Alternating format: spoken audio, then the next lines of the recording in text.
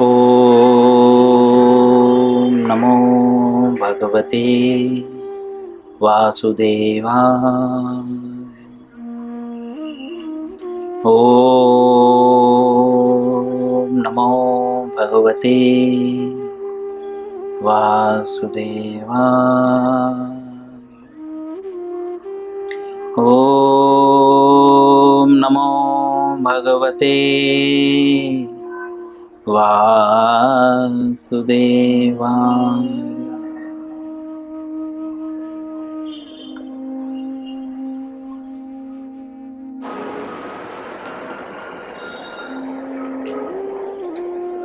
श्री कृष्ण लीलामृत पुरुषोत्तम भगवान पुस्तक का नाम है अध्याय 40।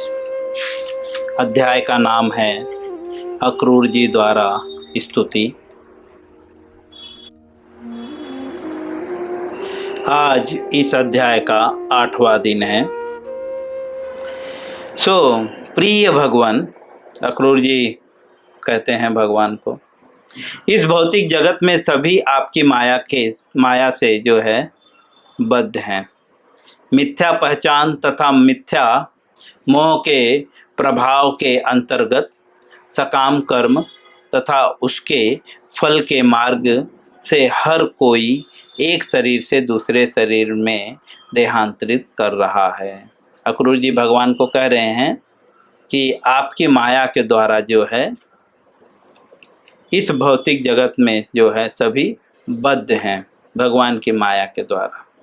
लेकिन भगवान की माया का प्रभाव किस पे पड़ता है? जो भगवान की आज्ञा का अनुशीलन नहीं करता, आज्ञा का पालन नहीं करता, उस पे भक्तों पे कभी भगवान की माया का प्रभाव नहीं पड़ता। 4 जगहों पे माया का प्रभाव नहीं रहता: भक्ति, भक्त, भगवंत और गुरु। इस पे माया का प्रभाव नहीं रहता। माया के प्रभाव में कौन रहते हैं? जो इन चारों से अलग हैं, जो भक्त नहीं है और जो भक्ति नहीं कर रहा है। भगवान तो कोई नहीं हो सकता, और जो गुरु नहीं है। दूसरे शब्दों में एक शॉर्ट में बोलें तो जो भगवान की आज्ञा का पालन नहीं करते उस पे माया का प्रभाव रहता है। और माया के द्वारा जो है वह मिथ्या पहचान तथा मिथ्या मोह के प्रभाव से, मिथ्या पहचान मतलब यह शरीर से जो भी पहचान है हमारा, किसी के पति हैं, किसी के पत्नी हैं, किसी के बच्चे हैं, किसी के पिता हैं, किसी के पुत्र हैं, चाची, नाना, नानी, दादा, दादी, ये शरीर से पहचान है। तो बोलते हैं ये मिथ्या है। मिथ्या मतलब झूठा। तो मिथ्या मोह के प्रभाव के अंतर्गत जो है सकाम कर्म, सकाम स्वयं के लिए काम, ऐसे कर्म तथा उनके फलों के मार्ग से हर कोई एक दूसरे शरीर में देहांतरित करता है। सकाम कर्म के द्वारा जब व्यक्ति खुद के लिए निजीरेंद्र तित्यवांछा तारे नाम काम, और जब व्यक्ति जब काम है तो अर्थात उससे जो है कुछ न कुछ फल प्राप्ति होगी। जब व्यक्ति निस्वार्थ कार्य करता है, भगवान के लिए कार्य करता है, तो उससे कर्म फल नहीं लगता। तो कर्म फल के द्वारा जो है मनुष्य जो है नाना प्रकार के शरीर को धारण करता है। एक शरीर से दूसरे शरीर में, दूसरे शरीर से तीसरे शरीर में जाता है। मैं भी इसी बद्ध जीवात्माओं में से एक हूँ। ये भक्त का स्वभाव है। अक्रूर जी जो है स्वयं को बोल रहे हैं कि मैं भी इन्हीं जीवात्माओं में से एक हूँ। हालांकि ऐसा है नहीं, लेकिन भक्त का स्वभाव है, समझो। जो भक्त वास्तव में जो भक्त होता है ना, वो बोलते हैं ना, जो घड़ा भरा हुआ रहता है उसमें आवाज नहीं आती है ना। जो पात्र भरा हुआ रहता है, जिस पात्र में पूरा पानी भर दीजिए या कोई वस्तु डाल दीजिए, उसमें आवाज नहीं आती। खाली पात्र बहुत आवाज करता है। इसी तरह से जो भक्त होते हैं, चैतन्य महाप्रभु के भी जीवन में हम देखेंगे, प्रभुपाद जी के भी जीवन में हम देखेंगे, तो वे बहुत सरल होते हैं। हाँ, हम देखते हैं कि प्रभुपाद जी विदेश में जब प्रचार करने गए तो प्रभुपाद जी लोगों का बर्तन मांज रहे थे। हम तो थोड़ा सा प्रचार करने लगते हैं तो अपना गिलास तक जल्दी हम डस्टबिन में नहीं डालते, ऑर्डर देते हैं, स्वयं को भक्त साबित करने का प्रयास करते हैं। लेकिन हमने प्रभुपाद जी के जीवन में देखा है, उन्होंने किसी को भी नहीं बोला। स्वयं जब प्रचार करते थे, लोग आते थे, प्रसाद ग्रहण करते थे, प्रभुपाद जी स्वयं कुकिंग करते थे और फिर स्वयं सर्विस करते थे, और उसके बाद जब सब चले जाते थे तो उन प्लेटों को वे क्लीन करते थे। बाद में लोग स्वयं आकर प्रभुपाद जी की सहायता करना चालू किए, लेकिन प्रभुपाद जी सामने से किसी को सहायता के लिए नहीं बोलते। ये भक्तों का स्वभाव होता है, क्योंकि भक्त के अंदर जो है ना धनम ना जन्म ना कविताम व जगदीश काम है, वो ज़्यादा ग्लोरिफिकेशन नहीं चाहते। ठीक है, ये बहुत सरल होते हैं। इसी प्रकार जो है अक्रूर जी भी इतने शुद्ध भक्त हैं, उसके बाद भी अक्रूर जी क्या कह रहे हैं कि मैं उन्हीं बद्ध जीवों में हूं। कौन से बुद्ध जीवों में? जो आपके माया के प्रभाव से बद्ध है, फंसा हुआ है।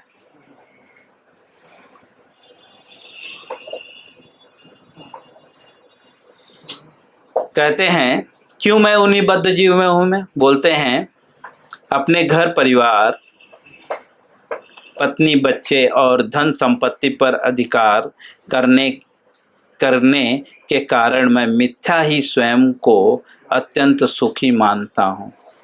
बोलते हैं मैं भी उन्हीं बद्ध जीवों में हूँ। कौन से बद्ध जीवों में?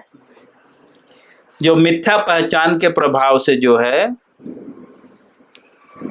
सकाम कर्मों में फंसे हुए हैं और उसके कारण नाना शरीर धारण कर रहे हैं, और इससे जो सुख प्राप्त हो रहा है, बोल रहे हैं मैं मिथ्या सुखों में लगा हुआ हूँ। कौन से मिथ्या सुख हैं?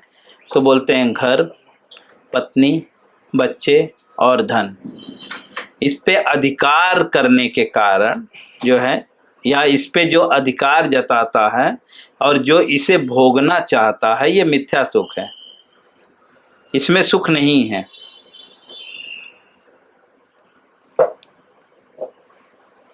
इस प्रकार मैं स्वप्न जगत में विचरण करने वाले प्राणी के समान व्यवहार कर रहा हूँ। जिस प्रकार से कोई व्यक्ति स्वप्न में विचरण करता है, सभी ने स्वप्न देखा होगा। स्वप्न में कभी कभी वो बहुत राजा की तरह रहता है, तो उसी तरह से जो है अक्रूर जी कह रहे हैं कि मैं स्वप्न की तरह जो है मैं जीवन व्यतीत कर रहा हूँ, क्योंकि इस सब में से कुछ भी अस्थाई नहीं है। इस प्रकार मैं स्वप्न जगत में विचरण करने वाले प्राणी के समान व्यवहार कर रहा हूँ, क्योंकि इस सब में कुछ भी अस्थाई नहीं है। प्रभुपाद जी कहते हैं, अक्रूर जी कह रहे हैं क्योंकि इन सब में कुछ भी अस्थाई नहीं है। किन सब में? घर, पत्नी, बच्चे और धन, कुछ भी अस्थाई नहीं है। ठीक है, मैं मूर्ख हूं। स्वयं को क्या बोल रहे हैं? मैं मूर्ख हूं। क्यों? क्योंकि ये अस्थाई नहीं है। न घर अस्थाई है, न पत्नी अस्थाई है, न बच्चे अस्थाई है, न धन अस्थाई है। तो भी वे इसमें फंसे हुए हैं। किस तरह से? स्वप्न की बात ही, इसमें सुख का अनुभव करने का प्रयास कर रहे हैं। श्रील प्रभुपाद जी यहाँ पे जो इस तरह कह रहे हैं, तो इसका तात्पर्य यह नहीं है कि फिर पत्नी, बच्चे सबको छोड़ देना। कह रहे हैं कि जो चीज़ें अस्थाई नहीं हैं उसमें आसक्त नहीं होना चाहिए। जैसे हम कभी गांव में ट्रेन में सफ़र करते हैं, 2 दिन का सफ़र होता है, तो हम उस पर अटैच हो जाते हैं, वो बेड पे, वो बिस्तर पे, बिल्कुल नहीं। वो सीट पे अटैच हो जाते, बिल्कुल नहीं। छोड़ते समय तकलीफ होता है, बिल्कुल नहीं। जितना हमारा वक्त है उतना देर हम प्रयोग करते हैं, उसके बाद अपना बैग उठाते हैं, तुरंत अपना स्थान आते ही उतर जाते हैं। उसी प्रकार से प्रभुपाद जी इनडायरेक्टली कहना चाहते हैं कि ये सब अस्थाई नहीं है, इनका सिर्फ प्रयोग करो। किसके लिए? भगवान कृष्ण की सेवा के लिए। सब कुछ भगवान श्री कृष्ण की सेवा में लगाने का प्रयत्न करो। इन परिवार, इन बच्चों, इन धन, पत्नी, सबको भगवान की सेवा में लगाने के लिए प्रयोग करो।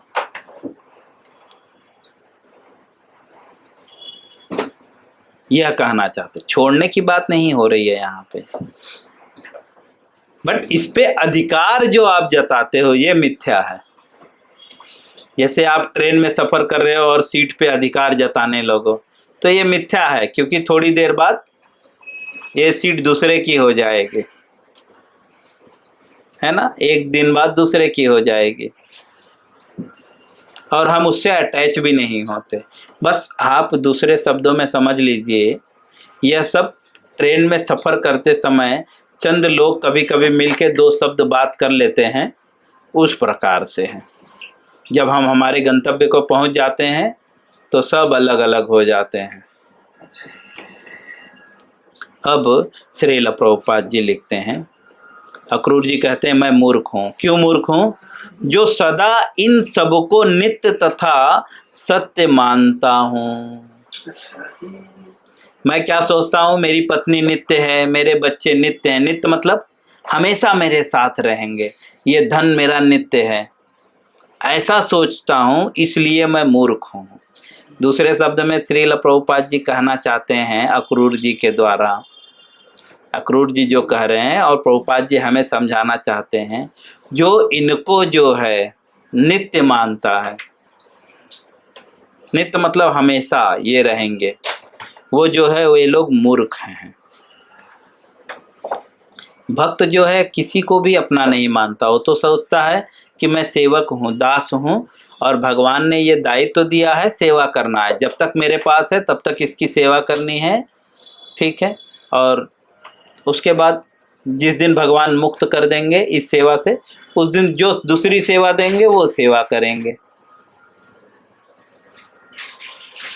भक्त इस तरह से परिवार और बच्चों की सेवा करता है, अधिकार नहीं जताता, सबकी सेवा करता है और बहुत प्रेम पूर्वक, लेकिन अधिकार जता कर नहीं। जैसे हम ट्रेन में बैठते हैं, सबसे बातें करते हैं, बहुत प्रेम से बातें करते हैं, हम जो खाते हैं सामने वाले को भी बांटते हैं। मैंने देखा है, मैं भी गांव की ट्रेन में, आज के समय में लोग सेल्फिश होते गए हैं, थोड़ा ज़्यादा सेल्फिश हो गए हैं। एक बेड वाला दूसरे बेड को देखता भी नहीं है। लेकिन मैं जब भी छोटा था तब मम्मी पापा के साथ जब सफ़र करता था, तो जो भी ऊपर नीचे सब लोग बैठ के एक साथ खाते थे, सब एक दूसरे को पूछते थे, ये खाओगे क्या, ये खाओगे क्या, ये खाओ। कम से कम 10 वैरायटी खाने के लिए मिल जाती थी। आजकल नहीं पूछते। तो बहुत प्रेम से रहते हैं, लेकिन जहाँ पे अपना स्टॉप आया वहाँ पे क्या बोलते हैं? नमस्ते भैया, भविष्य में फिर कभी मुलाकात होगी। तुरंत बोल के और तुरंत चले जाते हैं, मुड़ के देखते भी नहीं है कि रोते हैं, हाय अरे मेरा दोस्त बन गया था, छूट गया। बिल्कुल नहीं, भूल भी जाते हैं कि हम किसी से मिले थे। किसी को याद है अगले साल, पिछले साल किसके साथ गए थे, किससे बातें किए थे, किससे खाना शेयर किए थे? कुछ याद नहीं। व्यक्ति को इस जीवन में वैसे ही सफ़र करना चाहिए, परिवार की सेवा करनी चाहिए, बच्चों की सेवा करनी चाहिए, एक अच्छा कर्तव्य का पालन करना चाहिए, जिस तरह से भगवान अपने कर्तव्यों का पालन किए। और उसके बाद जो है अपना गंतव्य, गंतव्य क्या है, कौन बताएगा? जीव का गंतव्य, हाँ, भगवान श्री कृष्ण की प्राप्ति। गौलोक, गंतव्य गौलोक है। हमारा ट्रेन गौलोक तक जाएगा। ठीक है, श्रील प्रभुपाद जी जो है ये जो है कृष्ण भावना अमृत रूपी जो नाव बनाए हैं, ये गौलोक तक जाएगा। तो इस नाव में जितने सारे लोग हैं सबसे प्रेम से हंसना है, बोलना है, लेकिन जब गौलोक में पहुंचेंगे तो सब अपनी अपनी सेवा में लग जाना है। अक्रूर जी कहते हैं क्योंकि मैं इसे अपना नित्य मान लिया था इसलिए मैं मूर्ख था या मूर्ख हूँ, और सदैव ऐसे ही विचारों में लीन रहता हूँ। कैसे विचारों में? ये मेरा है, ये मेरा भाई है, ये मेरी पत्नी, ऐसे ही विचारों में लीन रहता हूँ। ऐसा अक्रूर जी कह रहे हैं, एक्चुअली है नहीं, वो तो हमने देखा सफर में। हाँ, पिछले अध्याय में हमने देखा अक्रूर जी जब कहाँ से आ रहे थे, अक्रूर जी का वृंदावन आगमन, तब हमने देखा अक्रूर जी रास्ते भर तो कृष्ण का चिंतन कर रहे थे, लेकिन यहाँ पे अक्रूर जी क्या कह रहे हैं कि मैं दिन भर क्या चिंतन करता रहता हूँ? पत्नी बच्चों का। ठीक है, लेकिन ऐसा नहीं है, ये उनकी सरलता है। ठीक है, वे ऐसा कह रहे हैं, प्रमाण पीछे ही है, एक अध्याय पीछे ही है कि अक्रूर जी कैसा चिंतन कर रहे थे। बट जो मैंने जैसा कहा, भक्त बहुत सरल होते हैं, इसीलिए अक्रूर जी जो है स्वयं को कह रहे हैं कि मैं इन्हीं विचारों में लीन रहता हूँ। मेरे भगवान, मैं यहीं पे विराम करूँगा, यहाँ से हम कल पढ़ेंगे। हरे कृष्णा।